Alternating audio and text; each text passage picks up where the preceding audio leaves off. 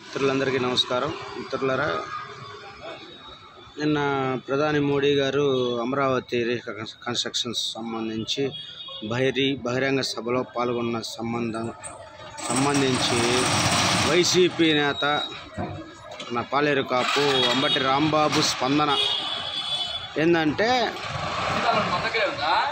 ఏముంది అమరావతి ఇంటర్నేషనల్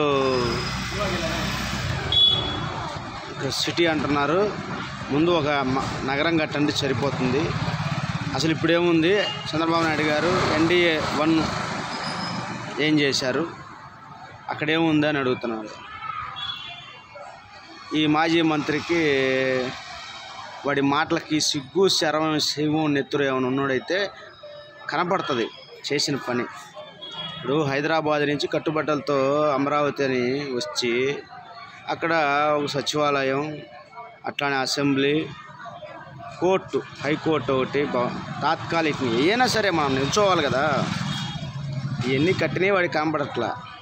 ఆయన 5 ఏళ్ళు ఏం చేశాడు అని చెప్పి అడిగితే, ఆయన మంత్రి, మళ్ళీ భారీ నీటిపారుదల శాఖ మంత్రి, ఈయనకి పోలవరం ఎప్పుడు పూర్తయిద్దంటే నాకేం తెలుసు. మంత్రి అనేవాడు ఎవడైనా ఇట్లాంటి సమాధానం చెప్తాడు అంటే వాడు అంబటి రాంబాబు పనికి మాలినాడు. వీడికి ఏం తెలియదు, వీడిని పెద్ద మేధావి అనుకుంటాడు.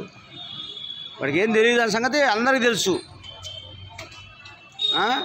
వీడు మళ్ళీ మేధావిలాగా ఫీల్ అవుతాడు పెద్దగా. పవన్ కళ్యాణ్కి చాక్లెట్ ఇచ్చాడు చిన్నపిల్లాడు. పల్లెరు కాపు, ఒళ్ళు దగ్గర పెట్టుకొని మాట్లాడు.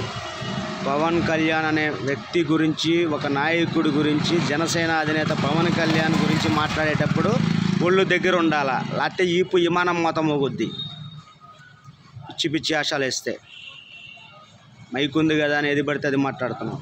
చిన్నపిల్లాడ రాష్ట్ర డిప్యూటీ సీఎంను పట్టుకొని చిన్నపిల్లగాడు చాక్లెట్లు ఇచ్చాడు. మీకు ఇస్తాడులే చాక్లెట్, నరేంద్ర మోడీ మీకు ఇస్తాడు.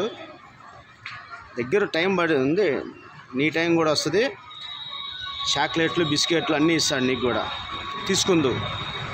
నీకు ఆ చాక్లెట్ ఇస్తాడు, కటకట్టాల లోపల వేసి పుల్లబొడుస్తారు, సరిపోద్ది. ఒళ్ళు దగ్గర పెట్టుకొని మాట్లాడాలని చెప్పేసి మీకు ఈ వీడియో పరంగా మనం చేసుకుంటాం. అంబటి రాంబాబు గుర్తుపెట్టుకో, సబ్జెక్ట్ ఉన్నాడు, ఏదన్నా మాట్లాడాల్సినోడు వాస్తవాలు మాట్లాడాలి. రాష్ట్ర ప్రజలందరికీ తెలుసు అమరావతిలో సచివాలయం ఉందని, హైకోర్టు ఉందని. ఈ మధ్య పోతున్నావు నువ్వు కూడా, యాడికి పోతున్నావు? ఒడ్లు కాస్తానికి పోతున్నావా హైకోర్టుకి? ఒళ్ళు దగ్గర పెట్టుకొని మాట్లాడు. పిచ్చి ఆశాలు చేద్దని చెప్పి మీకు ఈ వీడియో పరంగా మనం చేసుకుంటాం.